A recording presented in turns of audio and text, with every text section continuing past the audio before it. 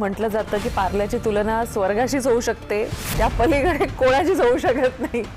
पार्लं म्हणजे पराग आणि पराग म्हणजे पार्लं हे अधोरेखित अधिक झालं असं म्हणायला हरकत नाहीये. आणि जे लोकांनी मान्य देखील केलं, अनेक ठिकाणी छापून देखील आलं. पक्षाचा सर्वात एकनिष्ठ असा आमदार, ज्याला अपक्ष म्हणून उभं राहावं लागलं आणि तो अपक्ष म्हणून उभं राहून जिंकला.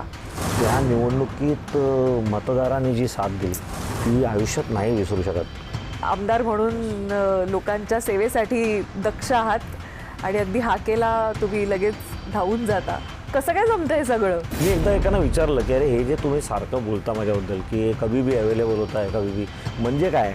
लोकांना असं वाटतं की अरे ह्याच्याकडे कधी जायचं असेल तर हा अप्रोचेबल आपण जाऊ शकतो. वृषाली कदम अजूनही पार्ला मार्केटमध्ये भाजी घ्यायला येते. अगदी बरोबर आहे. अगदी. सचिन खेडेकर पण दिसतो कधीतरी पार्ला मार्केटमध्ये. असंच कधीतरी सुमित राघवन पण दिसतो. असंच कधीतरी दीपक घैसास एवढे मोठे उद्योगपती तेही दिसतात.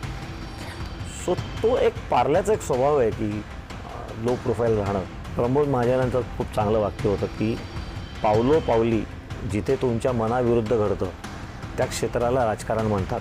वा वा. तरुण भारत सोसायटीचं खास करून सांगते की साधारणतः 90 इमारती आहेत त्याच्यामध्ये, छोट्या मोठ्या अशा मिळून.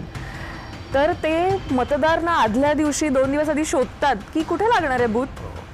म्हणजे ह्याला म्हणतात अवेअरनेस. मुंबई महानगरपालिकेमध्ये महापौर कोण बसणार आहे याच्यावर पहिल्यांदाच भाजपचा महापौर बसतोय. तुम्ही मुंबईच्या कोर कमिटीमध्ये आहात. कोणाचं नाव फिक्स केलंय? 10 वर्ष बसलोय त्या सभागृहात मी आणि विचार करायचो की अरे काय यार, भाजपचा कोण कधी बसेल तिकडे.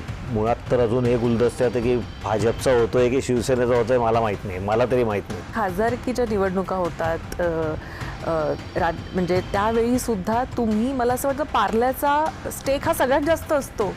पार्ल्याने खासदार घडवले दिलेत. ज्या पार्ल्यानं आमदार घडवले त्या पार्ल्याचं संघटन एक हाती हाकणारा हा खासदार कधी होणार? 18 नगरसेवक निवडून आलेत. सगळ्यांनी 1000 मतं वाढवा म्हणजे पुढच्या वेळेला लोकसभा जिंकू.